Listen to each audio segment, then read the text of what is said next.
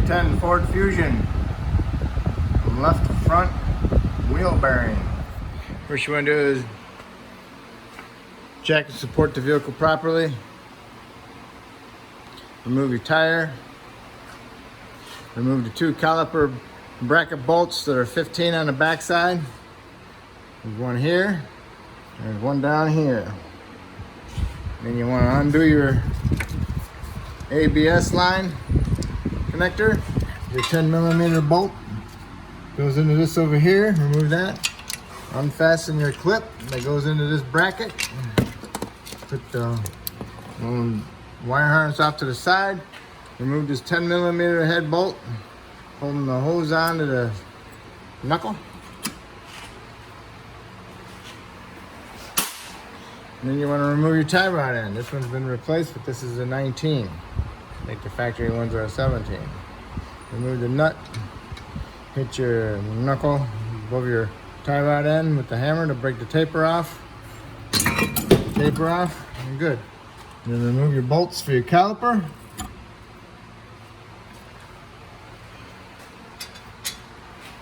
There's your caliper bolt. There's two of these, just like those, they're 15mm heads. And you want to remove your Torx bolts that go into your rotor. Make sure they're clean inside there. Hit them with a hammer to get them in. Use your impact driver or an impact gun to break them loose. If they don't come loose and you break off your Torx, then you have to use a chisel and hit them. Okay? And if it's bonded to the hub, then you have to hit it with a hammer, break them off the hub because of the rust. If you're reusing the rotor, do not hit the rotor. If you're not reusing the rotor, then it's okay to hit the pad surface. So I got this one loose. So then we're gonna take this off, and then I'm gonna remove the center axle nut. Okay, this beautiful rotor would not come off my hub because it was actually stuck on this part of the hub too. So I had to hit the backside of the rotor to get it off the hub, because the rotor is getting stuck on the hub itself because of the rust buildup around it. Okay, just so you know, in case you got that problem getting the rotor off when it's loose from the hub. Axle nut. Axle nut is a 32mm. Okay, nut's off.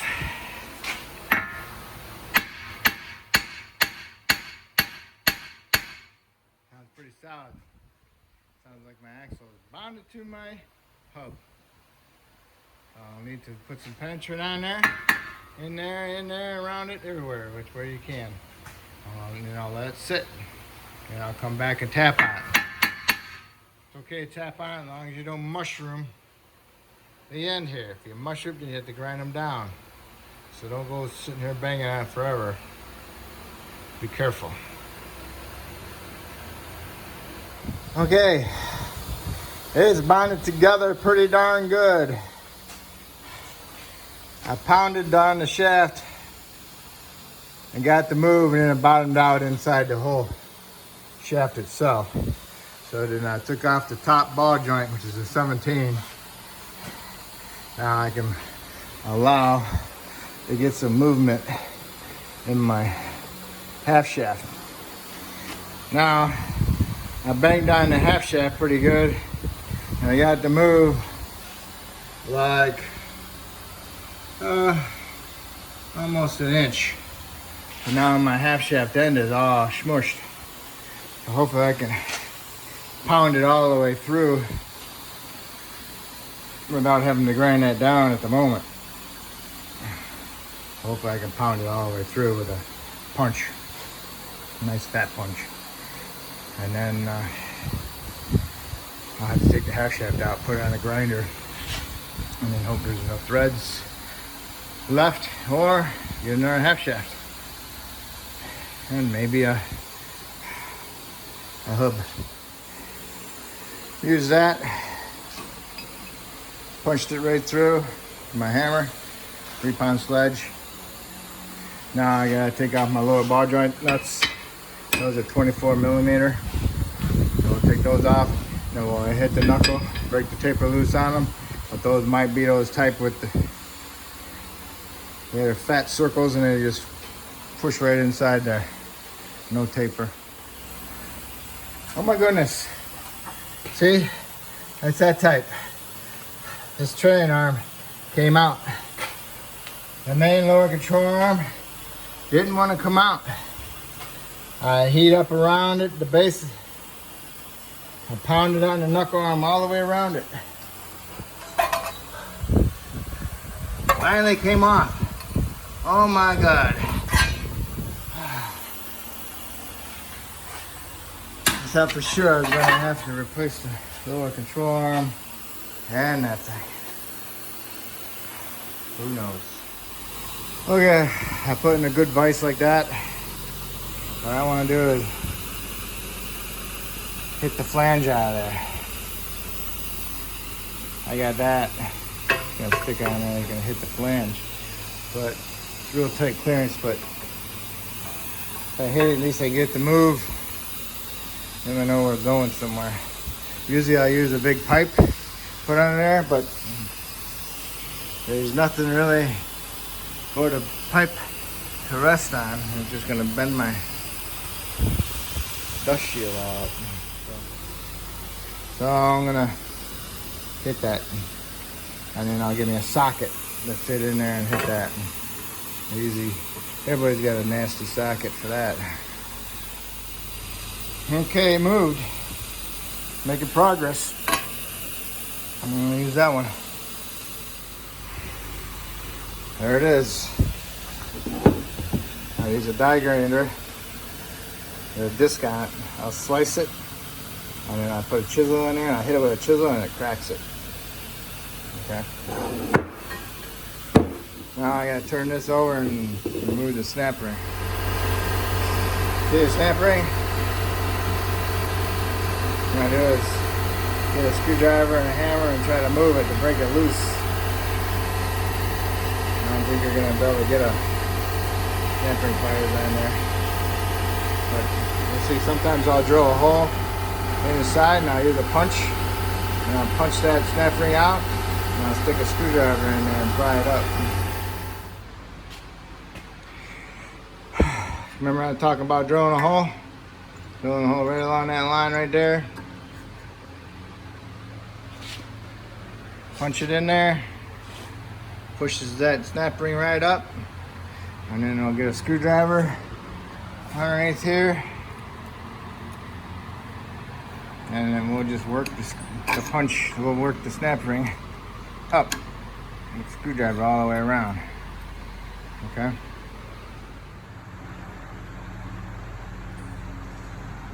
See how that is? Just work it. Work it with your hammer. Tap the hammer, tap the screwdriver all the way around it. And you work it all the way around. And you'll pry it up. Okay? Ouch. Press it on this first. Get the bearing moving. Find yourself something else. Go around the top. And you can hold it and support it properly and press up against. Give it something like that. A little bit bigger so the bearing will actually go in it. But this bearing is not going to go in it. So this won't work. But this one will work. It's a little bit big. I just smashed my dust shield just a little bit. I think I'll be okay. When you press this out, make sure this is still in here, because you want to push up against that, because the ball bearings are still in there and the ball bearings will push on that race. Find something that's kind of close to it and you can push up against that. Okay, I pressed it. You can't just push it against wood, you got to use some metal. You can use it for a spacer, but you can't press up against it. Okay, so I got the bearing to move a little bit, so now I have to reposition and put my spacer under there. Okay. Going. The first initial, when it moves, it makes a big noise. Boom! So don't be too alarmed. Pushing.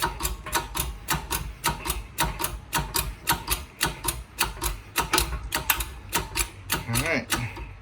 Get the idea. Okay, there it is. It's out. Don't throw this away. You're gonna need it. Okay. Clean it up if you need to. Inside there. And then put some anti-seize in there. And then get your bearing ready to go on. One note.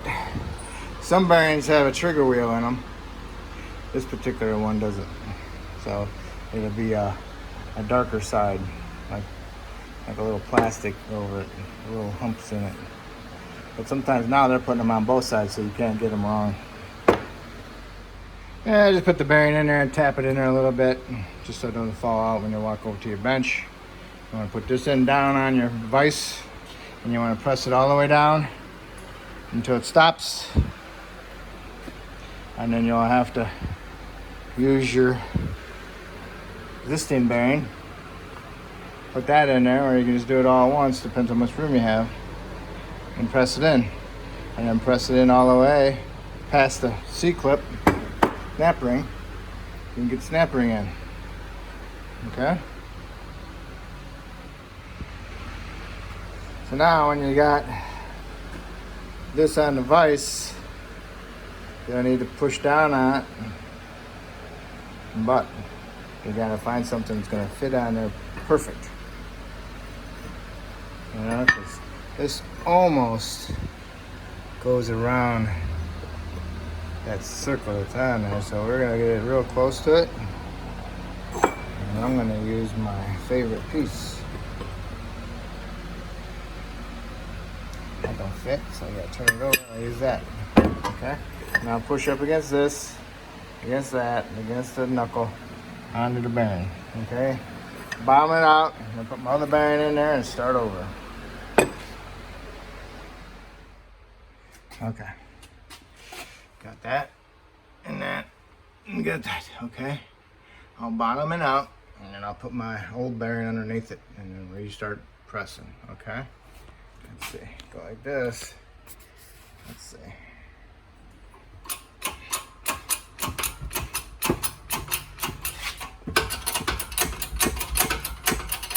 Going in, right? Got the idea? Okay. What I did was I flipped it. Okay, and I stuck my pipe in the bottom, which is the inside. Okay, now this is the outside. And I put my old bearing there.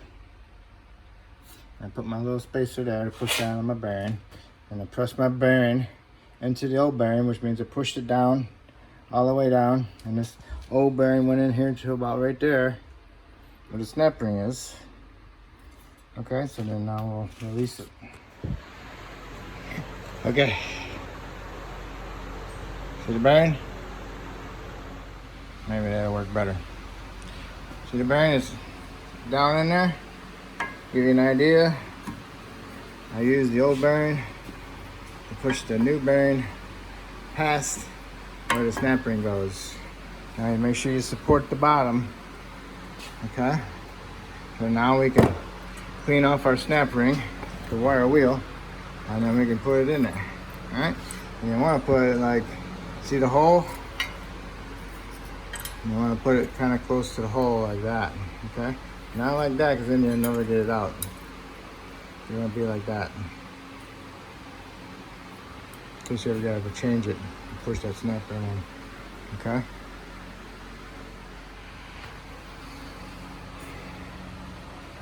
Hole, snap ring, pushed it in there. I use a screwdriver, pry it in there, hit it with a hammer all the way down, tap it in this way, get it in there, and go around and tap the snap ring into the groove with your screwdriver or a punch. Okay? Once it's all in there, now this is the hub side. So we're gonna need to put our hub in there. And when you press this hub in, the inner race gets pushed out. So what you need to do, you need to push up against that, like this one on the other side. Push up against it. I'll show you that in a bit, but we gotta get the race off of that. Die grinder with a disc. Got a groove in it. Okay. And go get yourself a nice chisel to fit in that groove and a nice hammer. By smacking it with a chisel and a hammer, you'll finish cracking it. You'll crack it all the way to the crack. And then you can just push it off with your chisel and the hammer. Okay, it doesn't leave too bad of a mark there. Whoopie-doo-dah. Okay. Then you want to find something that's going to support this inner race. Pretty equally the same diameter, but a little bit bigger. Okay, because we're going to push up against that. Okay. And we're going to take this, and it's going to go through the other side. I'll show it to you when we get together. Got my hub. My pressing against my hub, and my hub going into my bearing. And then I'm pressing against this race. That's against my inner race. And I got a spacer. So this is supporting my inner race. It doesn't push the inner race out when I push this into it. Okay.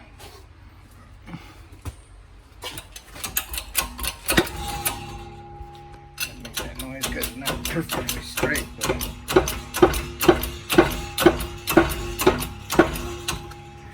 let's go.